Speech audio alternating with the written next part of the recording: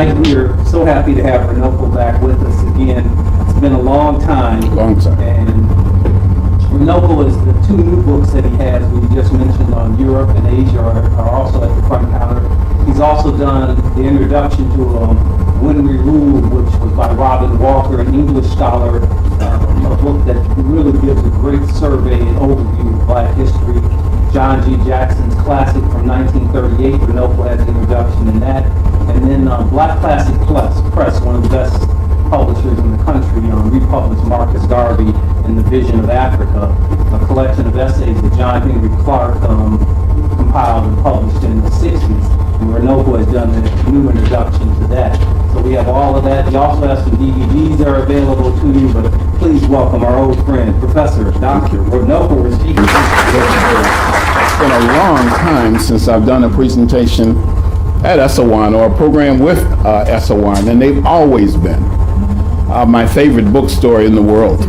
It's a real special institution that we're in right now. So it's really an honor for me to be here.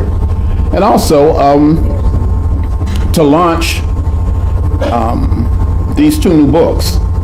Now these books are new. The book on Europe was actually first published in November 2011, and the one on Asia was published in November 2012, but they're published in London by a small African publishing house called Books of Africa. And the Europe book came out and it sold well, but the Asia book, we rushed it, and it came out in November, and it was very poorly formatted. There were lots of typos. It was very troublesome. So we finally reprinted them, revamped them, reformatted them, and they're very nice. The last 10, 12 years or so, I lived in Los Angeles in the 60s and 70s and even 80s and early 90s. And then I moved away, I think, for 12 years to San Antonio. And during that interim, I traveled a lot. I traveled all the time. And I didn't do a lot of scholarly writing. Plus, we had more or less lost Dr. Ivan Van Sertima. And Ivan had begun to deteriorate physically. Do you know Ivan Van Sertima? Yeah. Ivan is the author of a seminal work called They Came Before Columbus. And he's the editor of a publication called the Journal of African Civilizations. And that journal actually became a publishing house. And so they did books that are hard to get in some cases. Now, I hope you have books like The Golden Age of the Moor, the African presence in early Europe, African presence in early America, great African thinker, Sheikh Anta Diop, and I worked in all of those books. I think there were 12 or 14 anthologies, and except for the first one, which was just before my time, Blacks in Science, I worked with Dr. Van Sertima in all of those publications. And so I got used to writing on a regular basis, and I got used to writing in a kind of a scholarly vein. And then I went through a phase where I just traveled all the time. I think 3 or 4 years ago, I set my record. In one calendar year, I think I visited 28 countries in 12 months. Okay. And so now it's refreshing. It's nice to actually be able to see my books coming back out again. And these are two books that I'm really proud of. So I'm going to show you the pictures from the books, most of them anyway, and most of these, at least a lot of them, especially in Asia, are originals. Now, the book on Europe will start first. Oh, let me do something. I know I'm excited. But I'm 58 years old. Is there anybody older than me here today? I have your permission to begin. Thank you. All right. Now, the Europe book deals with the African presence in Europe from the very beginning until about 1900. The Asia book deals with the African presence there from the very beginning into modern times. So that's the major difference. So let's look at antiquity now. Now this image right here is an image of, you could say, I think what the first people who walked out of Africa into Europe looked like. And this is a statue about 4 inches high of what's called the Venus of Willendorf. This is a statuette found in, I think, either 1904 or 1908 in Austria. And a lot of us take note of the hair. And this sister looks like the people that we call the Khoi or Hottentots in southern Africa. So throughout early Europe, say from about 27,000 years ago until maybe 5,000 years ago, you have these small statuettes of clearly black women. And it's my argument and the argument of many that this is how God was first portrayed in early Europe. God was portrayed as a black woman with big hips. This one, for example, I photographed in the National History Museum in Budapest, Hungary. And this one is from Greece. So that's how we wanted to start. And you can see the physical similarity here. These are the very people that I'm talking about.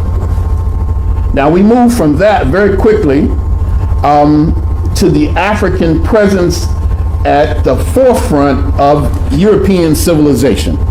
And the place, I should have had a map here, but I'm only using the photographs from the book. Normally I would have maps. But the place where we first find civilization in Europe is not even really in Europe itself. It's on the island of Crete, which is in the Aegean Sea, between Africa and the Greek mainland. And Crete, a civilization there began to flourish about 3,800 years ago. And you have an African presence there too. This is a shell inlay of a black man from Crete about 3,700 years ago. And this is in the Ashmolean Museum at Oxford University. It's about this big. Wow. Okay. And then here's this one right here. This one is called the Captain of the Blacks. Wow. And this is in the Archaeology Museum in Heraklion in Crete. Wow. And there's no real explanation given here. The language has really not been deciphered, but let me see if I can make it a little sharper. I'm looking at it on the computer. Can everybody see pretty well? Yeah. All right. Not so sharp. Well, I wish we could make it sharper. I shouldn't have said anything. Let me move it back a little bit. But I asked, so I must have wanted to know. Let me see if we can make one more adjustment, and at least we'll make it straight. If Africans could build the pyramids, I could take my time and do this right. No, we're not a people that's used to doing shoddy things. Okay. Depends what he did.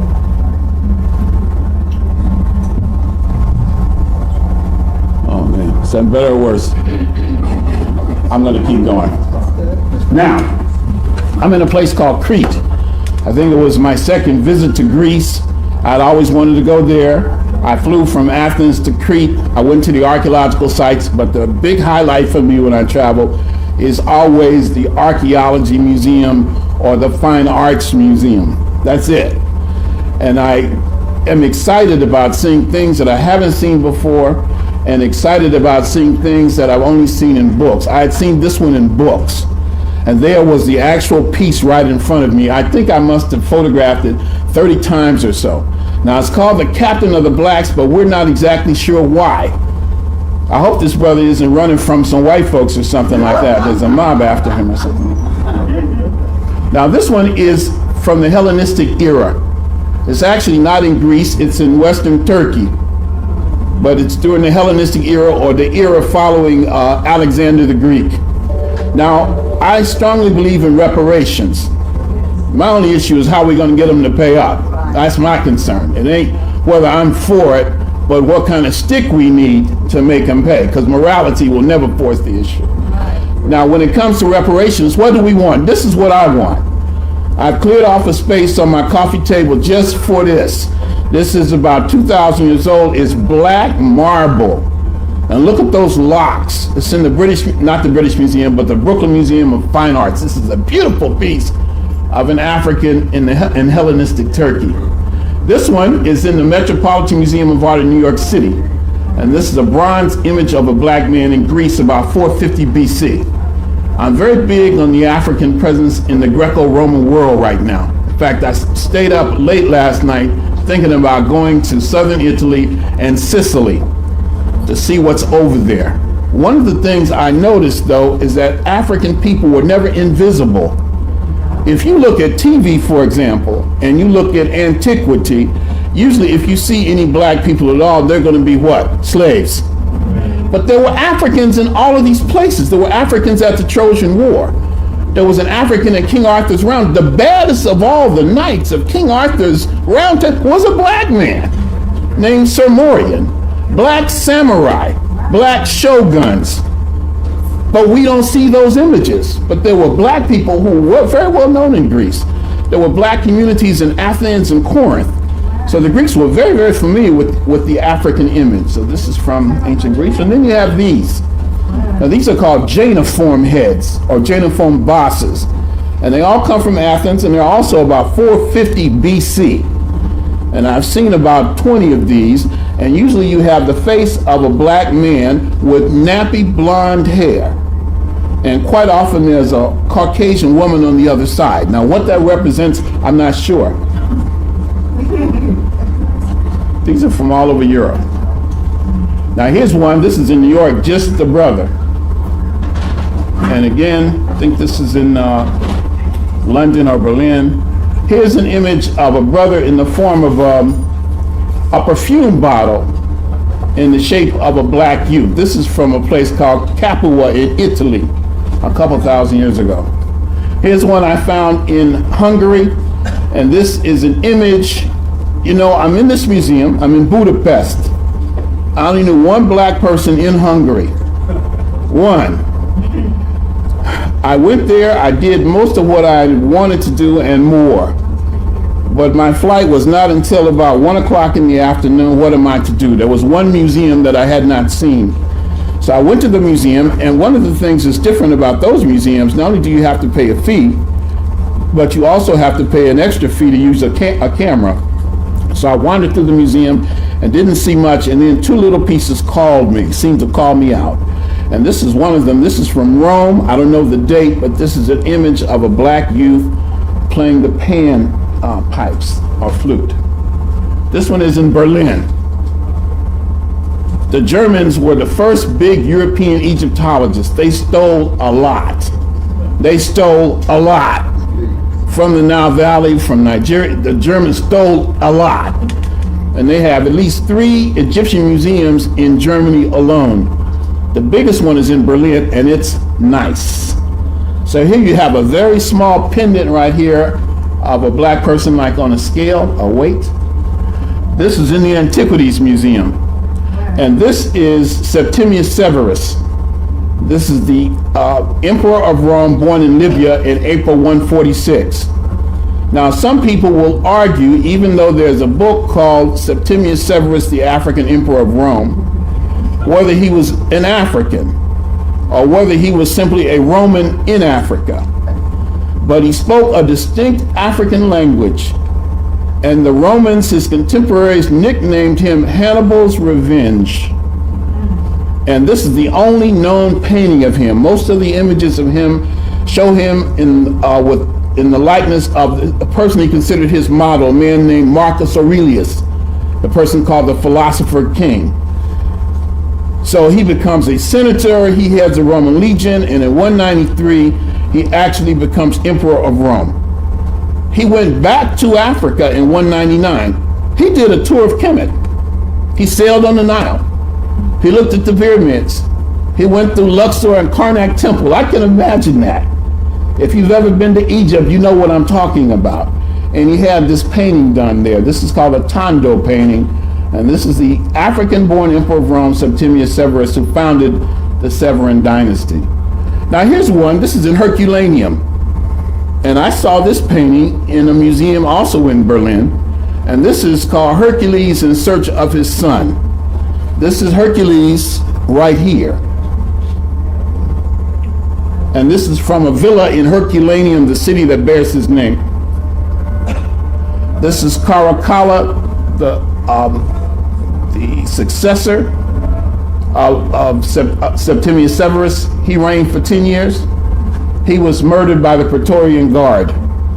And one of the things he did, and you can begin to look at these in terms of the noses. I'm really big on these noses now. What's up with that? He gave citizenship to a lot of different people. So he was very popular, Roman citizenship. But he was murdered by the Praetorian Guard. Okay. And this is the last representative of that dynasty. This is the Severan dynasty, and this brother's name is Alexander Severus, who was murdered in 235. Now, this is in a museum that I had no anticipation of going to. I was in Switzerland. I had an extra day. So I got my nerves together, and I went by myself. I took a train to Munich, Germany, which has a reputation of neo-Nazism, by myself. Didn't know anybody, had never been there before, right?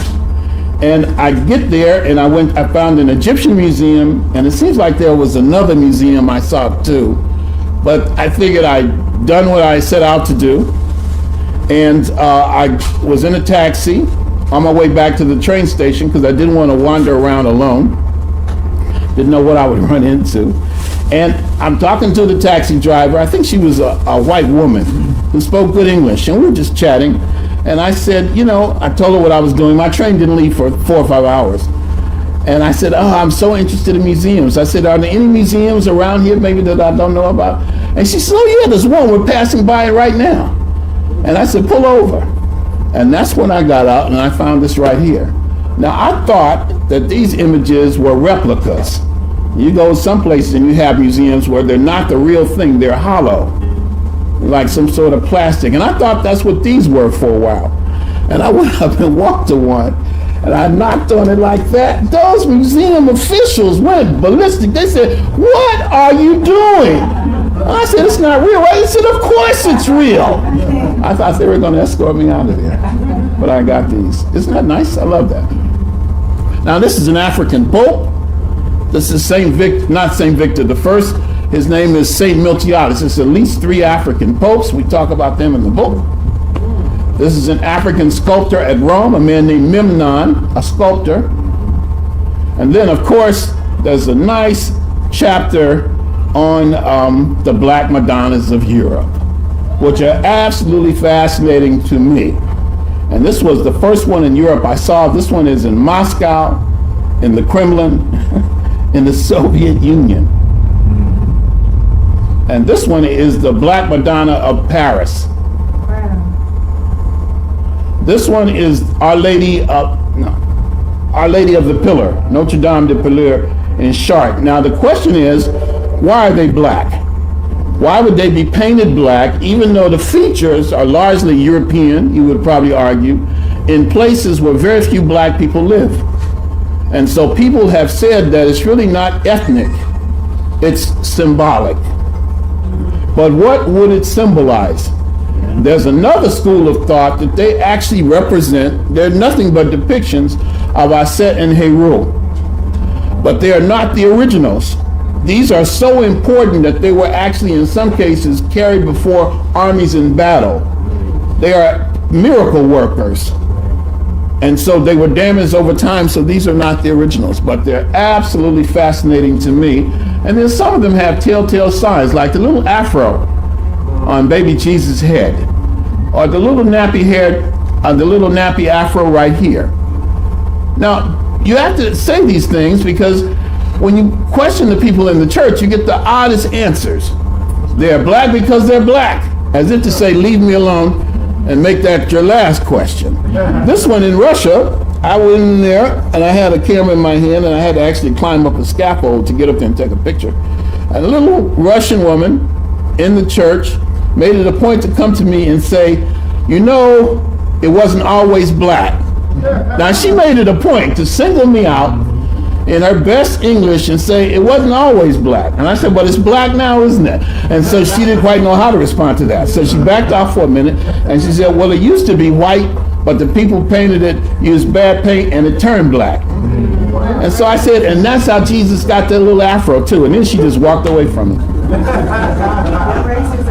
I love this one right here. This is beautiful. This is about 500 years old at the Church of Our Lady of the Good Deliverance.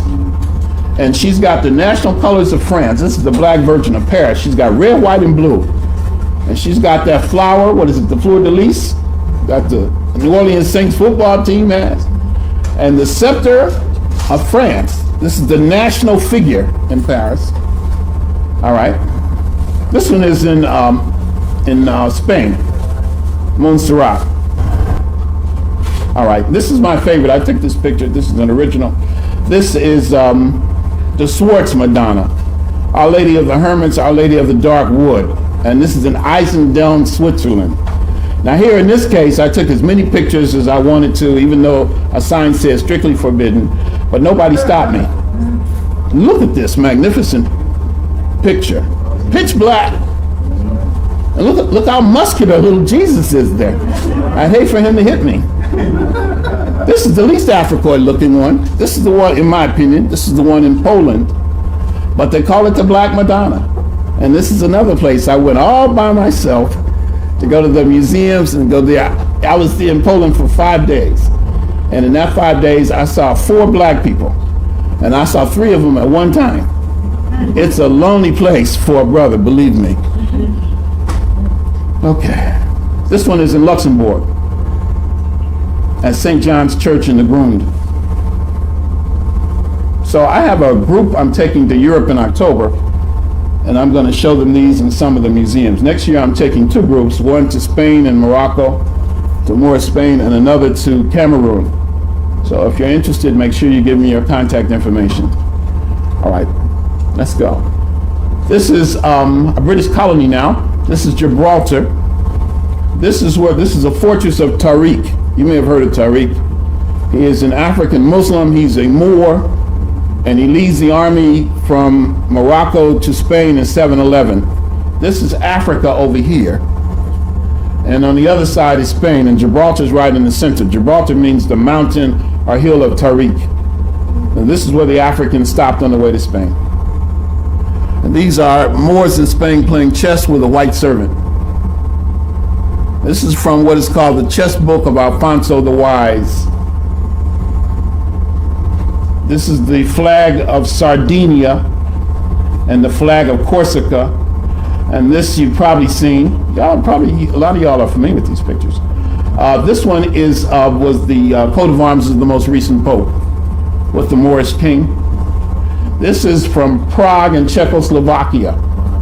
And this is an image of a Moor in chains. Now the Moors dominate Europe beginning from 711. Okay? But Moorish dominance came to an end. And in 1492, the forces of Ferdinand and Isabella of Aragon and Castile, the Moors capitulated to them in a place called the Alhambra. Hey sister, how are you?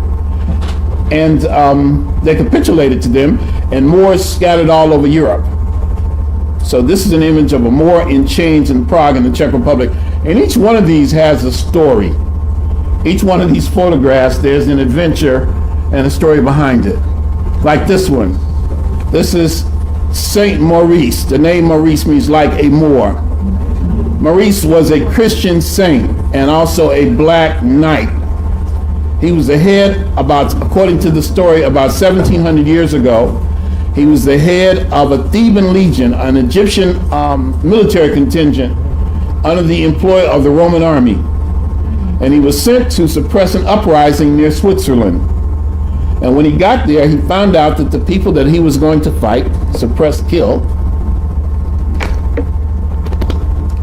the Romans have a term they introduced called Pax Romana, the Roman peace.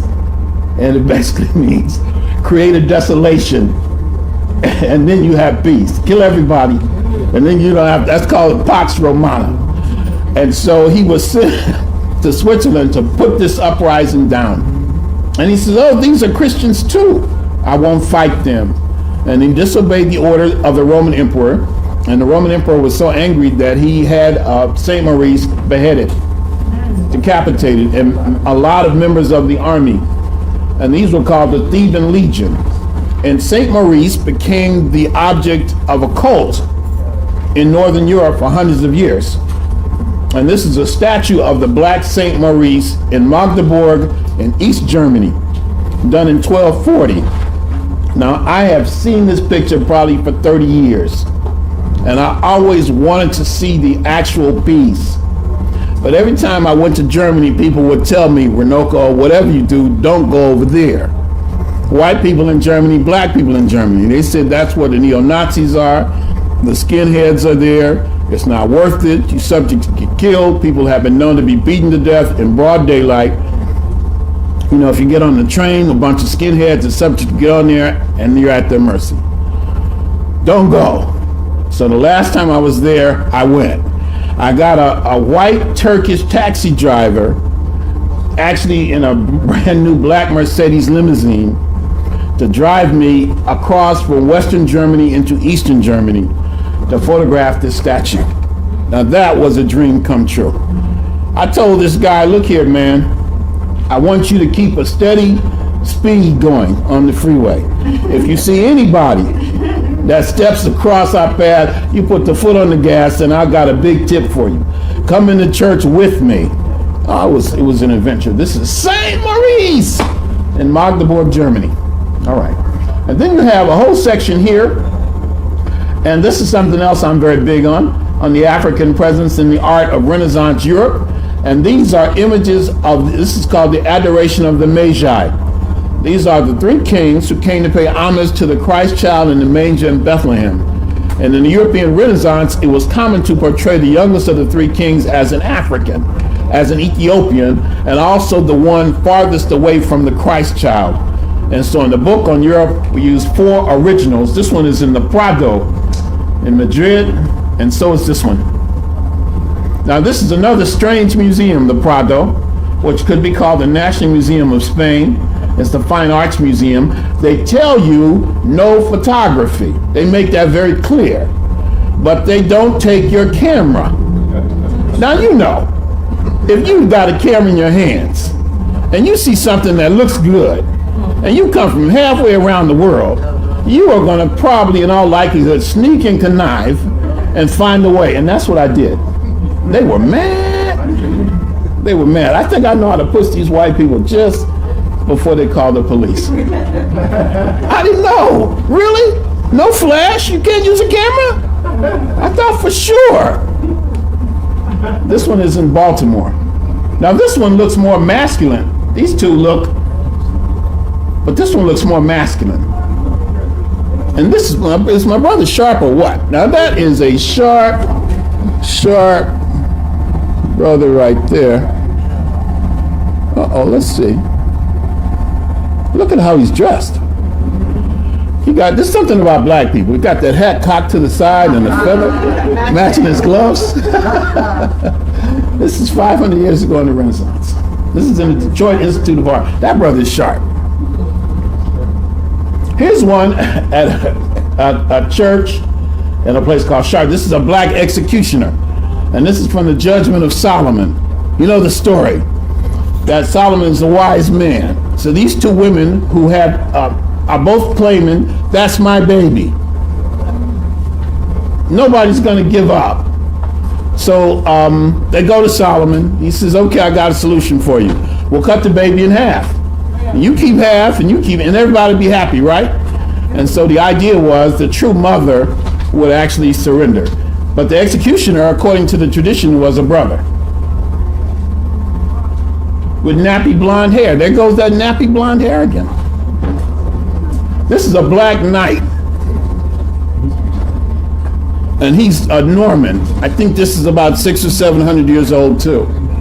And this first came to us through the work of J.A. Rogers. There's one seat right here. If somebody wants this one. There's one seat. How are you? What's up, brother? Oh, good. You don't have to apologize for that. We want them here. We want them here. Are there any other children? We have 2. Who else? Can you all see? You want to come to the front? You could come sit on the floor if you want to. We're okay right now, brother. Thank you. You guys are all right? Are there any sisters in need of a seat? Because I know some of these brothers wouldn't mind getting up for a sister, right? Well, I'm not going to respond to that, okay? Now, this is John Blanc, and this is the personal trumpet player of King Henry VIII. He won a music festival in Westminster, England in 1511. His name is John Blanc in Tudor, England. Now these go well when I'm in England doing presentations there, because most Africans don't know any more about their history than we do, and that's pretty sad. Now this is the mother of a man named Alejandro de Medici. And Alejandro de Medici was the first black head of a Western government in modern times. He was the reigning Duke of Florence in the 16th century, and this is his mother. His father was a cardinal who eventually became a pope. And this is Alejandro de Medici right here. This is in the Florence Gallery of Art. This is his daughter down there. She's light, but that's showing up for. We also, in the book, talked a little about Saint Benedict the Moor. Now, Saint Benedict came from the Italian or Sicilian area in terms of the African contingent there, and he came during the enslavement period, Saint Benedict the Moor. And finally, let's wind down on Europe, and we'll do the pictures on Asia. This is Charlotte Sophia. Now, this was the Queen of England at the time of the American Revolution. Many scholars, black and white, argue that she is of Moorish ancestry. She comes from Prussia, from Germany, actually from a principality called Mecklenburg. And she and George III had 15 children. She's an ancestor of Queen Victoria. Charlotte, North Carolina is named after her. Now, there are many images of her, some a little more Africoid than others. Now, here's an example where, again, another museum story, where I saw this. I wanted to see this for a long time. This is in the National Gallery in London. I finally found it after much effort, and I started taking pictures, and after I walked away, one of the museum officials told me, "Sir, there's no photography." But I had taken my pictures. So I learned over time, if you're in a museum, don't ask if you can take pictures. Take the pictures, and then if they tell you to stop, hopefully you've been shrewd enough to get the ones that you already wanted. This is Olaudah Equiano, who corresponded with her. This brother was born in what is now Nigeria, and he wrote a bestseller in England in the 18th century. He was a gentleman. He won his freedom and wrote a book about it that railed against the evils of enslavement. His name is, he's also called Gustavus Vasa. This is Adolf Baden. This is supposed to hang in the Liechtenstein Museum in Vienna, Austria. When I went there, it was not on display. Nobody can tell me anything about it. Now, this brother, also from what is now Nigeria, ended up around Vienna in a place called Liechtenstein. And he worked for a royal family, and he became the educator of a hereditary prince. And he was a close friend of Mozart, and he and Mozart joined the same elite Masonic lodge at the same time. Now, after he died, his body was stuffed like an animal by a taxidermist and put on display.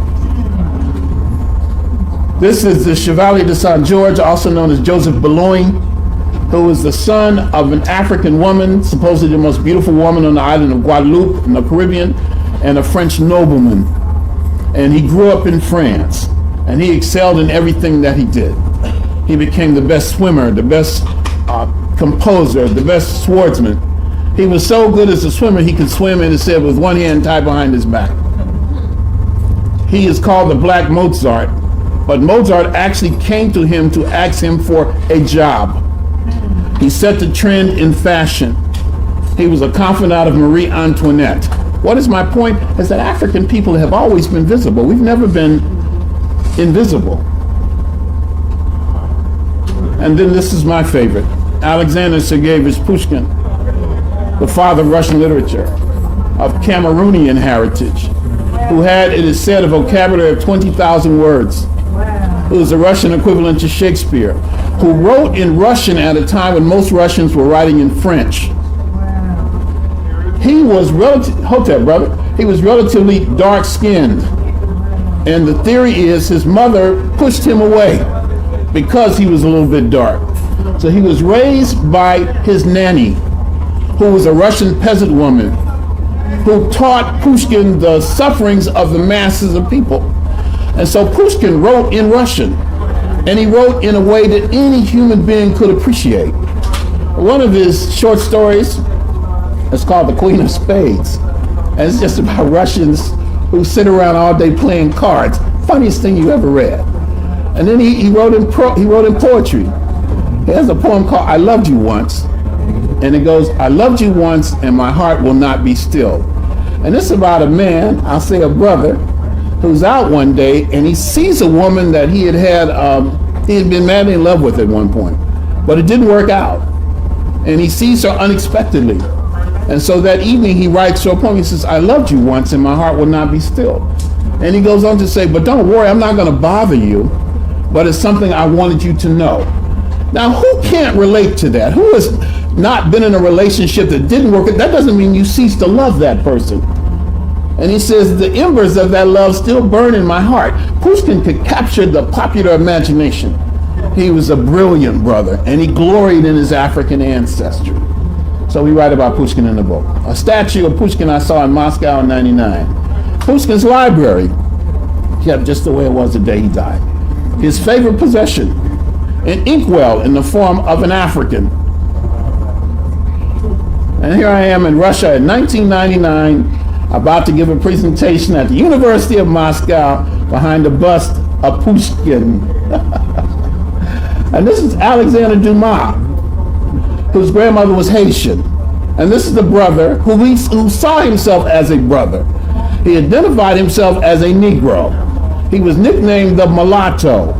He wrote The Three Musketeers, The Count of Monte Cristo, The Man in the Iron Mask. He's the person that one for all and all for one. He said, your work may be finished, but your education is never completed. And the expression I use as often as possible, he said, a man's mind is elevated to the status of the women with whom he associates. I love that, don't you? You want me to say it again? I was going to say it. I just need a little amen from the choir. A man's mind is elevated to the status of the women with whom he associates. He used to have a lot of fun. You know, he was proud of his African heritage. One of his daughters got married, and it said he invited all the Negroes in Paris to come to the wedding. And the bridegroom's family was pretty alarmed at all these Negroes. And they came to the man and says, what's going on here? And he says, these are all members of my family. You'll have to get used to it. And that was the way that's the way Dumas was. Now, he was a great storyteller. Here's the last one. Two last stories. After he spent all his money having a good time, towards the end of his life, he got broke. So he became a gourmet chef, and he wrote a famous cookbook, which he said was the best of all his books. And then as he lay dying, and I love this story, according to his biographers, as he lay dying, he says, I see death coming towards me, but I am not worried. I will tell her a story, and she will be kind to me. Now, is that style or what? That's Dumas. I love it. Here's a man who loves his work. And these are the scholars that we pay homage to, especially in the book. This is the great Joel Augustus Rogers from Jamaica, who wrote Sex and Race, Nature Knows No Color Line, World's Great Men of Color, 100 Amazing Facts About the Negro. I saw it over there somewhere. You know, so all of these stories, all of these books by Rogers. Joel Augustus Rogers, from Negro, I'm sorry, sister, I didn't hear you. From Negro, Jamaica, I think born in 1883 or 87, and maybe 1880. He knew Marcus Garvey, and just a remarkable brother.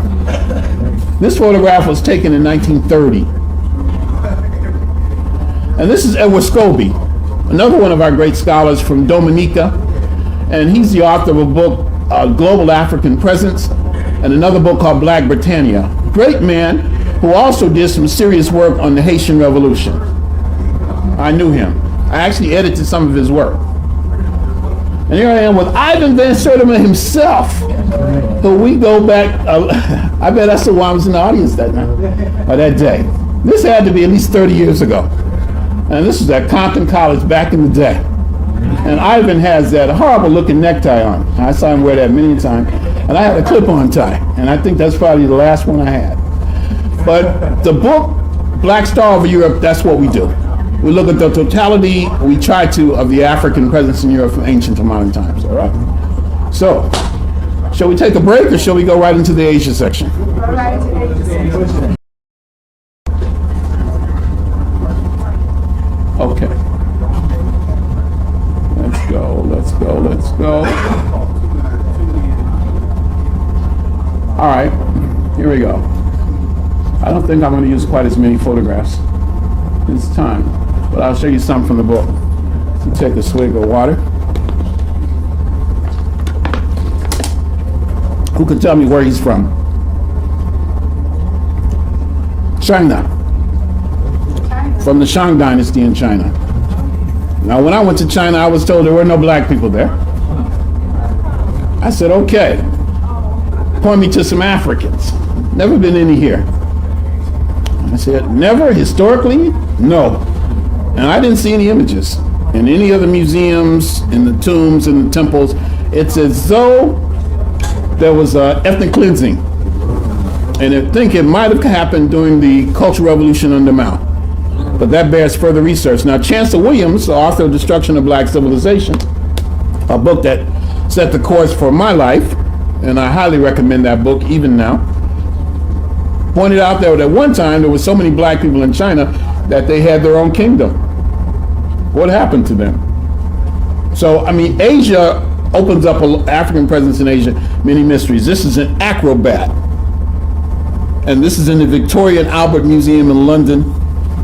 You can see the black skin, the nappy hair, the balled up fist. I like to think he's giving the Black Power salute in the Tang Dynasty. This is about 1,300 years ago. And I found about 3 of these now. So I used 2 in the book. This one and this one in the Smithsonian Museum in Washington, D.C. This is from China about 1,300 years ago. And this is from China about 650 years ago. This is during the time of Kublai Khan. So you have at least 3 distinct African presences in the history of China. You have the African presence in the Shang Dynasty. That's the first dynasty. I think I may have one from the Shang Dynasty period, right? That's the formative phase in Chinese history. And then you have an African presence during the Tang Dynasty. That's the classical era of Chinese literature. And then you have an African presence in the Yuan Dynasty. And again, these are just a few of the photos. You can purchase the DVDs or get the books, but I'm showing you a few. This one takes us to Cambodia. And this is from Angkor. Angkor is the great classical civilization of Cambodia. You could say all of Southeast Asia. And this figure is called an Apsara.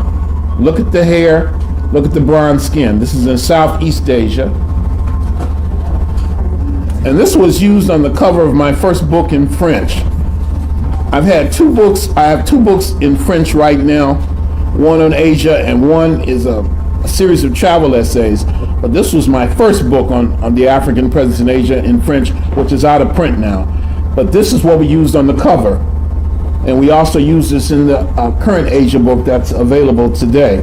This is a likeness of a king named Jayavarman VII, who was like Ramses the Great of Kemet. He reigned for something like 60 years. He's a magnificent builder. And this is the entrance to a place called Angkor Thom, the city of Angkor Thom. This is inside Angkor Thom.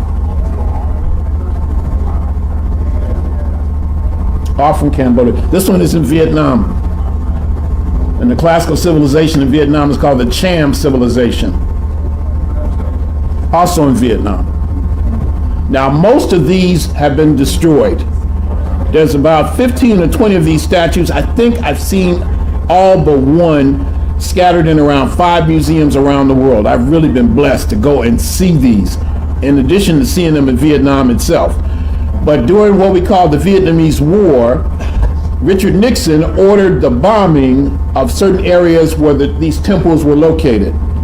And it did untold damage. That's something I'd really like to see done. I'd like to see somebody do a book on what happens to artifacts during times of war. I've never seen a study quite like that before. Okay. And this is from Vietnam. Look at these big lips, the big mustaches. The nose is damaged. This one is intact. This one is in Paris. From Thailand, from another period in Thailand. Now we go to Western Asia. Now this one is in the Louvre in Paris, and this is 3,800 years old. This is from Iran. Now there's nothing on the caption that says black, there's nothing on the caption that says African. But from the moment I saw this, I knew those were black people. I don't know if it's the shape of the head or the shoulders or what. You know. Am I wrong? Does that look like some brothers and sisters to you, some black people? You feel it too? That head. These are people from Judea. This is the first known depiction that I'm aware of in history of the people that we would call Jews. This is 700 BC. This is downstairs in the basement of the British Museum in London. And there's about 8 of these. And this is one of them. Another one. This one is from Iran. Here's a statue that I'm fond of. There's about 6 of these, maybe in existence. I've seen about 4 or 5. I mean, I live for this kind of stuff. It's very fulfilling. And then to come and show them here. This is an Ethiopian soldier fighting the Greeks in the Persian army about 500 BC. This one is from Afghanistan. This is Antar the Lion. This is the father of chivalry, a dashing knight and poet. And the stories that we associate with chivalry didn't come from Richard the Lionheart or King Arthur. They actually derived from this man, whose mother was Ethiopian and his father was an Arab, who led troops into battle, but wrote love poems. It was a champion of women, a champion of the weak and the oppressed. And this I photographed in Damascus, Syria, in the Medina. I wonder if it's even there now. The tomb of Bilal, the great African Muslim in Syria. In Syria. A mosque of Bilal. I saw a YouTube video with this being blown up about 3 weeks ago. Bilal was one of the greatest of the African Muslims. He was full Ethiopian. He was the first person to go into the mosque and call the faithful to prayer, the first muezzin. He had a beautiful voice. He lived to be about 90 years old. He was so pious. He was tortured for his faith. And he's referred to as a third of the faith of Islam. He's revered in Islam. This is one I found in Turkey, a black nomad in the Topkapi harem in Turkey. A brother who I've been saying all the time was actually Mongolian, but as I did study for the book, turns out this is from 12th century Persia. And this, I also talk about black people in Asia today. This is one of my favorite pictures of me. And here I am, historian, anthropologist par excellence, legend in his own mind, Runoko Rashidi, with these African women in southwest Turkey, who said I was the first black person they'd ever met who either wasn't from their native land, Sudan, or wasn't from Turkey. Their ancestors were taken from Sudan as enslaved people about 150 years ago during the time of the Ottoman Empire. So I go to Turkey. I went 3 times in a period of about 18 months in 2004 and 2005. And I asked, are there any black people in Turkey? And he asked, no. Are you sure? Yes. But you're spending all this money, Dr. Rashidi. Maybe I'll do a little research and we'll see what we can find. Before the day was over, yes, we have black people in Turkey. The tour company told me. And I tracked them down in southwest Turkey. It was an amazing experience. I could spend a whole day talking about that. It's an experience, believe me. You're by yourself. You've never been in this area before. You don't speak the language. You look out of place. And then you are asking for black people. Okay, I found some. I found this sister's house. A little white Turkish boy and my white Turkish driver and guide said, hold it, Dr. Rashidi, wait in the car, which made me nervous. They go to the house, knock on the door, and this sister opens the window. And she looks at me and starts to wave, and I look at her and she's like scratching her eyes, rubbing her eyes, what's up? So she invited me, she didn't say what's up, obviously. So she invites me into her house, and this is a Muslim woman now. and I'm a man and a complete stranger. And her granddaughter is there with her great-granddaughter. So she says, wait a minute, or her daughter and granddaughter. Wait a minute, and leaves me alone in the house with her daughter and granddaughter. And went and got 3 other sisters, including these 2 right here. We talked the whole day. They said that they were the descendants of enslaved people. And they said, we heard black people were in America. How did you get there? And I said, this is going to take a little while. And we cried. They don't know our story, just like we don't know their story. Oh, it was just, and I went to see them again about 18 months later. So it was wonderful. India, this is in Lakma, it's the LA County Museum of Art. This is in the Ajanta Caves in India, an image of the Buddha as a young man. Now, can you get any blacker than that? And here I am in India with the Dalits. This is 1990, yeah, but this trip caused such controversy that I haven't been to India since. Created a ruckus over there. They wanted to know, in one of the states where I was supposed to lead a big rally, basically a Black Power rally, the police wanted to know, what are you doing here? And they took my passport and kept me under house arrest. And after I left India, we were under surveillance all the time. After I left India, I was told that if I went over there, you know, that would be it. That would be the end of the story. But we got off to a good start. This is a reception. I should have known something was going to happen because the first day my group landed there, this was my 3rd trip to India in 1999, there was the biggest earthquake in New Delhi in 100 years. And that set the tone. But that night there was a big reception in our honor, and you can see how they adored me, wrapped me up, which is very uncomfortable, by the way. And I gave one of the worst presentations I've ever given. I was awful. I do say I was terrible. I was nervous. I just never got a rhythm. I was awful. So this brother gave a keynote speech. And you know what he talked about? The life and times of Malcolm X. Now here's a man, a black man, an untouchable, who is somehow elevated to a cabinet position, who greets me personally and thanks me profusely for bringing attention to the cause of the black untouchables. And he gets up and gives a talk and talks about Malcolm X, his life and times in India. His name is Dalit Ezimile, Palestine. And myself with a brother in Jordan, an African Jordanian. And what scientists say the first people in Asia look like. And a black woman in Nepal, a black untouchable, a Dalit. The book deals with all of this. Black women in the Punjab, these are Sikhs, who I stay now in Canada and Ontario, actually in Brampton, a lot of Sikhs, but I've never seen any black ones.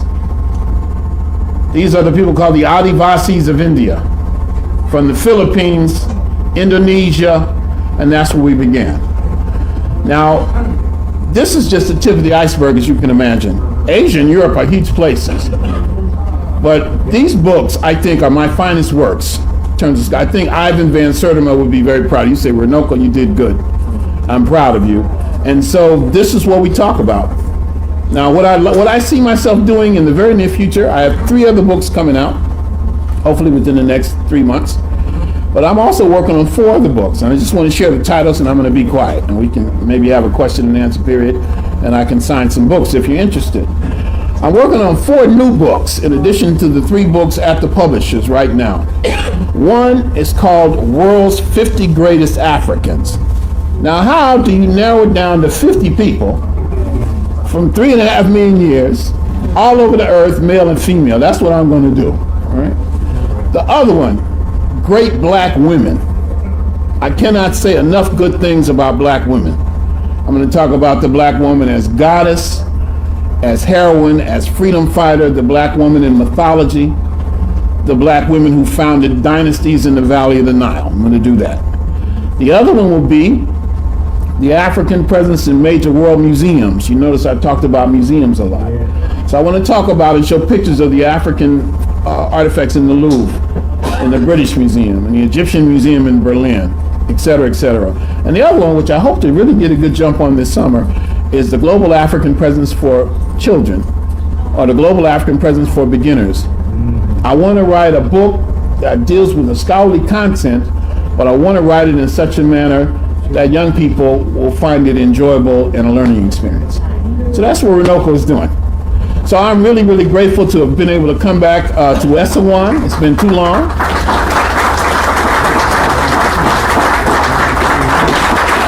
Thank you. I hope that you will purchase a book, not only for me, that I'll be happy to autograph, but to support this institution. There are not many places like this in the world, and they're struggling. And we can't afford to take it for granted. We cannot lose these places. Every one of us, and I mean this, should pledge to buy at least one book a month from here. If you have it, give it to somebody else. You know, I don't spend time anymore talking about the mean, terrible things white people have done to us. Okay? That to me is a luxury. I'm more interested in what are we going to do to save ourselves. I get tired of black people saying they kept this information from us. The white man lied to us. How come he didn't tell us this? Whose responsibility is it for us to write our history? That's our job. But we not only must write the histories, we must support the historians. And you must support the institutions that support the historians. So it's not enough for me just to get up and give a lot of good information, but we have to be able to apply this in many ways, and we must support this institution and other institutions like it. All right, James? I want you to start with a question. Do you know anything about what's happened to Ivan Van Sertima's books? With the exception of They Came Before Columbus, everything else is out of print. I may not have money. Well, to begin with, I think Ivan really signed some bad contracts with Transaction Press. Like that book, African Presence in Early Asia, I haven't gotten a dime from that book in maybe 10 years. Okay, and they've sold it for a long time. I don't know if they still do. You're not selling it at all. Now, a year or so ago, not even that long ago, I had a brother in publishing house in Paris who's published my books, who wanted to publish They Came Before Columbus, have it translated in French. So I tried to get in contact with Jackie Van Sertima, but no results. So I'm completely in the dark. All of them are unavailable, or just some of them? All of them are unavailable except They Came Before Columbus.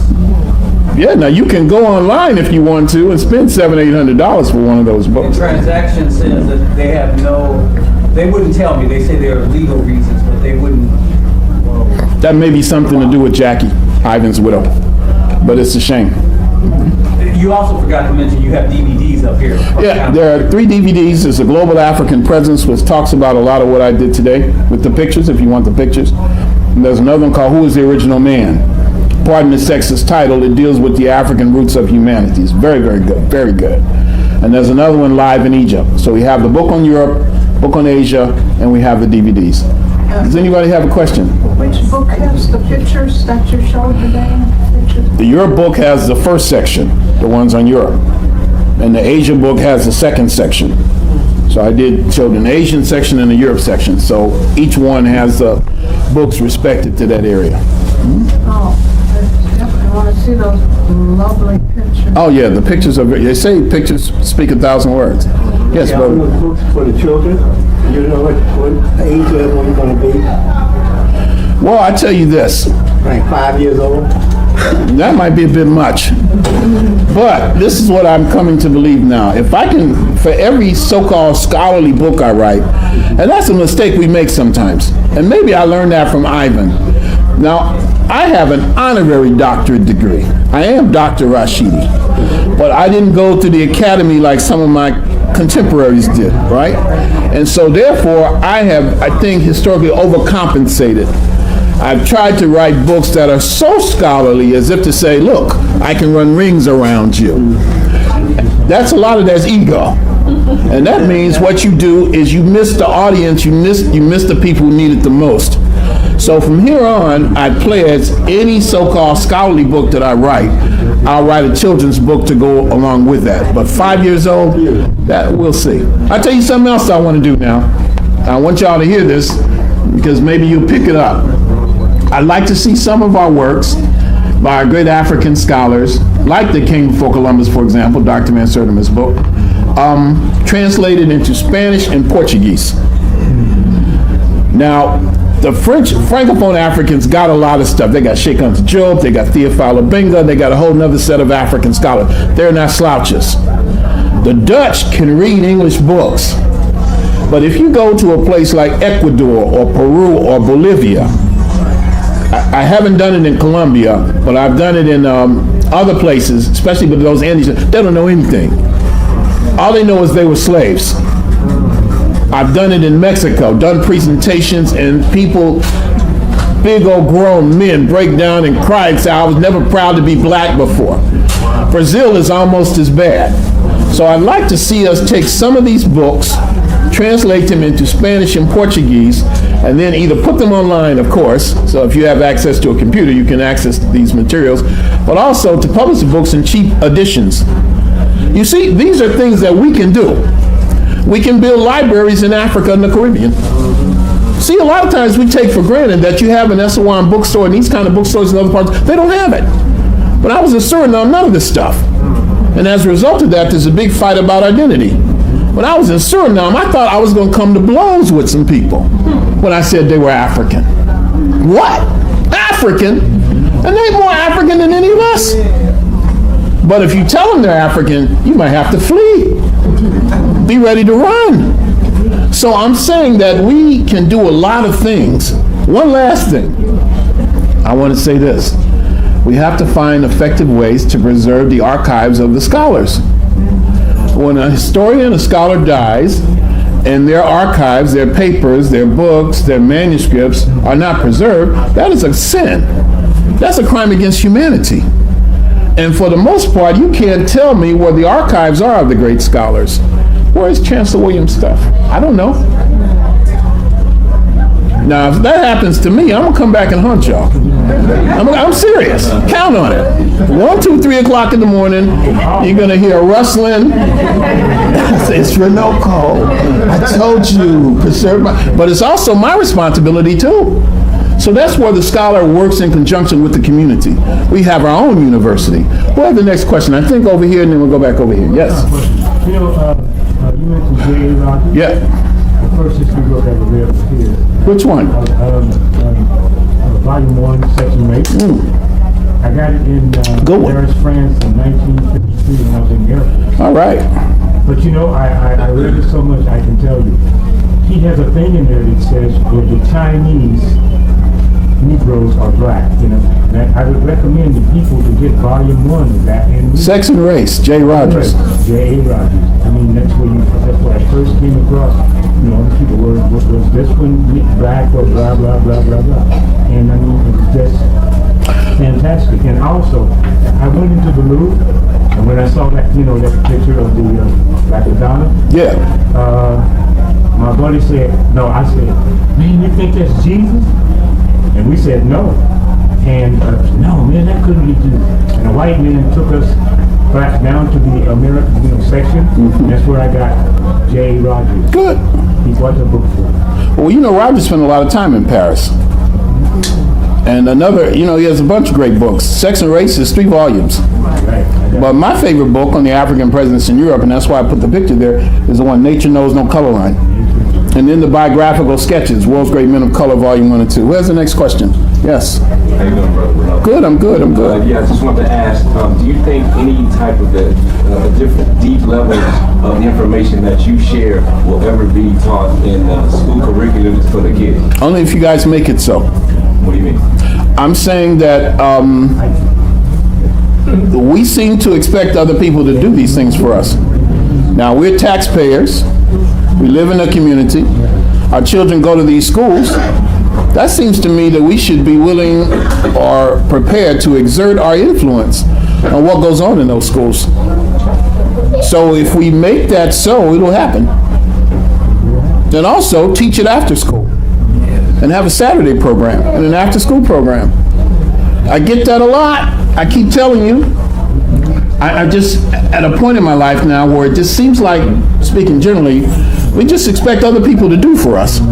Now, I don't know if that's a result of, well, I won't even go there. I started to say that, and then I bit my tongue. But it's like we're very dependent on other people in almost every way. We expect other people to do justice to us. And then we're shocked. Oh my God, I don't believe it. He walked. But didn't the same thing happen with Rodney King?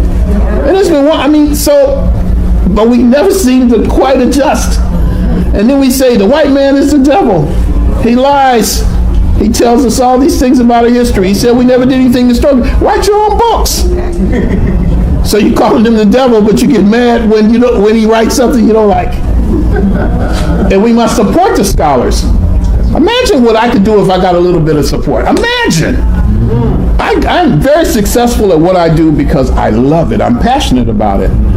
But imagine if the community got behind us. Imagine what this bookstore could do. And I know a lot of us are supporting them. That's not a put down.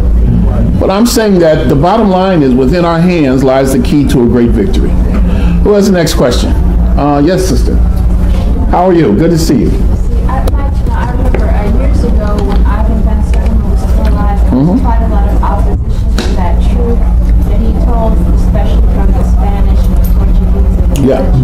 I want to know on an international level, have white people, Europeans, people of European descent been more receptive to that truth that he's documented and as well? Some individuals, but generally there's still a great deal of resistance. I think it was in 2010, I spoke in 3 or 4 big conferences in Africa. 2 in Nigeria, big one in Senegal. And a lot of it was about enslavement. There was a conference on the consequences of enslavement. So I wrote an abstract saying the worst consequence of enslavement was that it made us forget we had a history before enslavement. So they accepted the paper. Now, as long as these people were talking about slavery, people from Argentina, from Mexico, white people, white scholars, everything was fine. I sat around and drank beer with these people, laughed and talked. And then I did my presentation. And I showed a picture of an Olmec head. Oh man, why did I do that? It was like they wanted to kill me. These white people from Argentina and Mexico were my deadly enemies from that point. As long as you talk about slavery, you're fairly safe, especially if you are a victim. In fact, you're going to even prick white people's guilt. They might give you some money because they feel bad. But when you start seeing Africans were the first people to move objects in stone, Africans were the first people to read and write, that the Black Madonna was an African woman, then you rock the boat. And so, yeah, the boat is still rocking, sis. That's the Catholic, Catholicism and the white images of the Okay, you're welcome. Anybody else? Here and then in the back. You're next. Yes. I just said, well, I want to ask you said that you had difficulty even now trying to find out about the African president in China. Yeah. Yeah, because I was at the library earlier before I came here. I was on YouTube and I was looking at different videos. I noticed there was a link about the James, did you need to interrupt? Do you have any more of the Asia book? I'd have to run home and get them. I can't believe all those books are gone. Wow. I had no idea. Well, we have more of the Europe. No, yeah, we have more of the Europe. Well, ESO WON is going to my understanding, is going to be distributing those books. Yeah. So you can wait for me to go home and bring some, or you could get them beginning tomorrow or next week or whatever. Well, I appreciate the support. China, black people. Yeah, I was about to say that I saw a link on YouTube about the black Chinese. I didn't check out the link, but it's like about a few minutes. I mean, if you know about it, but it might be something you want to check out. I think I've seen that YouTube clip, and I think it mostly deals with DNA studies. The question is about black people in China, and how I had found that area difficult to document. And then there is a DNA analysis that came out, actually was published in the Los Angeles Times, in 1998 or 1999 saying most of the Chinese today have African DNA. And so there's a YouTube clip, and I think that's the basis of it. Sister, way in the back. Right. Yes. On that note about China and Africa, Right. studies I've done about them traveling to Africa and bringing goods and people back, back in their activity. My thing is they're back in Africa right now, supposedly developing, as well as getting things out and intermarrying. What is your position on that? Because I'm kind of like in betwixt in between. I want to they're renewing an old relationship,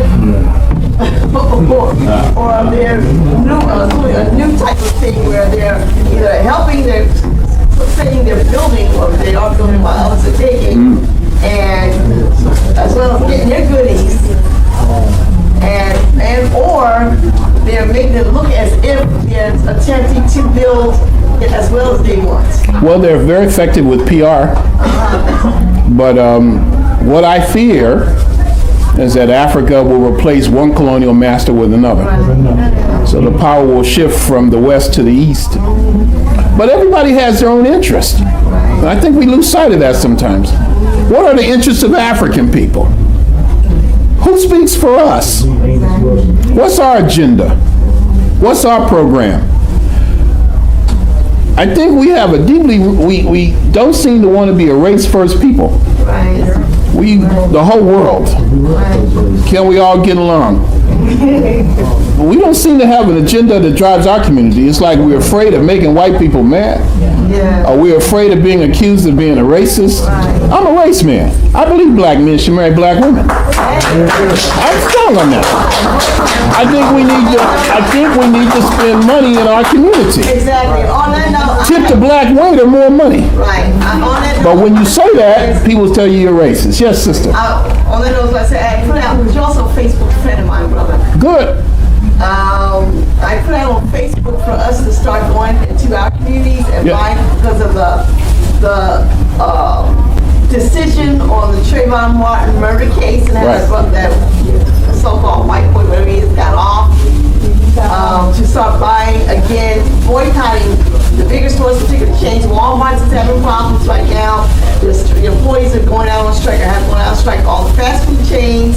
The employees are going out on strike, and start boycotting these people, start buying from black restaurants, buy from stores like this. I'm asking people to join me and others in a worldwide boycott of people and their so-called goods. See, this sister thinks big, worldwide. That's my sister. Where's the next question? Way in the back, yes. You've done work, and thank you so much, on the indigenous blacks of the Andaman Islands in southern and South India. Yeah. Do you know anything about their ties to the roots of Sanskrit, the oldest and ancient? No. Why would you ask that question? Because I'm a yoga instructor. I like yoga. I don't think that they would have any ties, but I would certainly, and you probably know about this, I would think that the blacks in the mainland, like the Dravidians and others, would have ties. Right? They said the Andaman Island folks have the like pure South Indian blood, if you will, quote unquote, with no admixture from the north. So I thought maybe that they were the root of the blacks.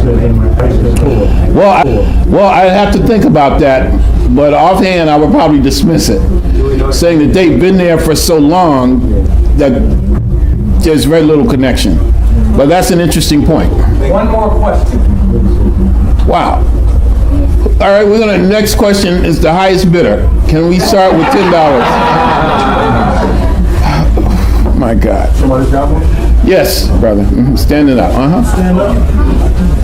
And then bring up stuff they can talk to you individually. All right. I'm in a good mood. I ain't intending to go anywhere for a while, so you all can come and talk to me when you come up to sign your books. But wait, let me get to brother's question. Thank you. No. Yes. Hello, Dr. Rashidi. I'm glad that you were able to shed some light on blacks in China.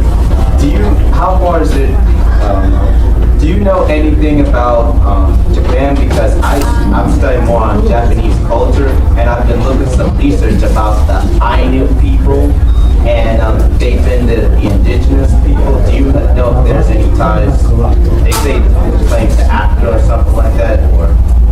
What's your opinion? The Ainu? You're asking specifically about the Ainu? Yes, sir. I don't think so. The Ainu is spelled A-I-N-U.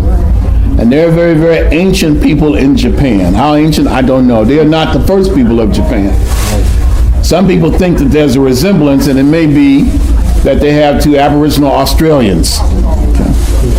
Other people think that the name Ainu connects them to another name, and that is Anu, a name that we find at the dawn of great African civilizations in many parts of the world. So I don't know, there's some argument about that, but I went to Japan. I've been to Japan 2 or 3 times, and the first time I went there and I spent time among the Ainu, I couldn't find anything African about them at all. Nothing.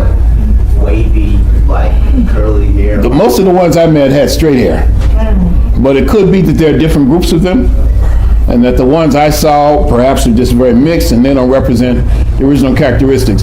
I know what James said, but is there any young person, are there any children with any questions? All right, well, if there are no children, then I will say thank you so much. I had a great time. And I'm sure that we'll be doing this again soon. If you want to purchase a book, that's great, or a DVD, and I'd be happy to autograph it for you and answer any